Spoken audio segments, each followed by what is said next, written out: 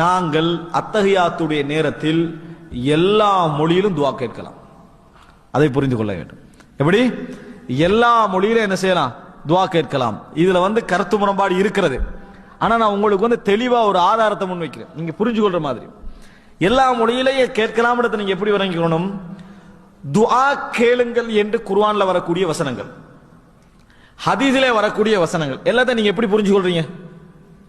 துஆ கேளுங்க, துஆ கேட்டா அல்லாஹ் தஆலா உங்களுக்கு நெருக்கமாக இருக்கிறான், நீங்க கேட்ட உடனே பதில் சொல்ல தயாராக இருக்கிறான், இவைகள்லாம் துஆக்கள் அங்கீகரிக்கப்படக்கூடிய நேரங்கள். இதெல்லாம் நீங்க எப்படி விளங்கிக்கிறீங்க? இது வரைக்கும் நம்ம பாசையில கேட்கறத நம்ம விளங்கி வச்சுக்கிறோம், அப்படித்தானே? வேற யாரும் வேற மாதிரி விளங்கலையே. எல்லா விஷயத்திலையும் துஆ கேளுங்க, தஹஜ்ஜத்ல கேளுங்க, அப்ப கேளுங்க, இப்ப கேளுங்க, எல்லா துஆவையும் நாங்க அப்படித்தான் விளங்குறோம். நம்ம மொழியில கேட்பதை தான் இந்த ஹதீஸ் என்ன செய்து குறிக்குது. எதை வச்சு அப்படி விளங்கினோம்? துஆ கேளுங்கன்னு வந்திருக்கு, அதனால விளங்கினோம். வேற ஒன்றும் வரல. துஆ கேளுங்கள் என்று வந்திருக்கு, அதனால விளங்கினோம். இதே தான் இங்கேயும் தொழுகையில என்ன வருது?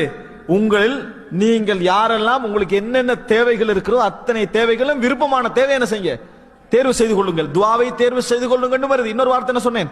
மஸ்அலா. உங்களோட பிரச்சனையை கேளுங்க.